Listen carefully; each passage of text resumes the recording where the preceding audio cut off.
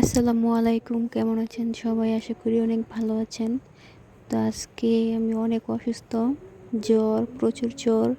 তো জ্বর নিয়ে আমি ভিডিওতে ভয়েস দিচ্ছি। তো আজকে আমাদের বাসায় বড় হাঁড়িতে খিচুড়ি রান্না হচ্ছে। তার কারণ আমি কিছুদিন ধরে আমার দাদাকে স্বপ্নে দেখি। আমার দাদা দুনিয়াতে নাই, অনেক বছর হয়েছে। অনেকেই বলে যে যে যাকে বেশি আদর করে বা যে যাকে বেশি ভালোবাসে, মৃত্যুর পর তার সাথেই ওই মৃত ব্যক্তি দেখা করে। তো আমার দাদা আমাকে দুনিয়াতে থাকতে অনেক আদর করতো,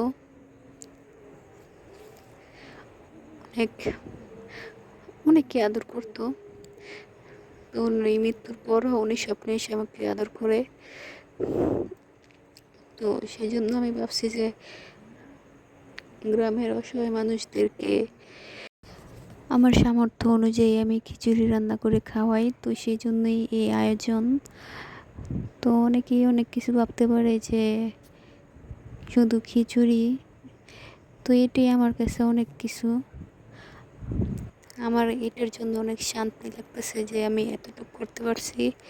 আমি এর বাইরেও আরও অনেক কিছু করি যে আমি কারোর সাথে শেয়ার করি না। তো আমার যেমন সামর্থ্য আমি তাই করছি। ইনশাল্লাহ আল্লাহ তাআলা যদি ভবিষ্যতে সামনে আরও ভালো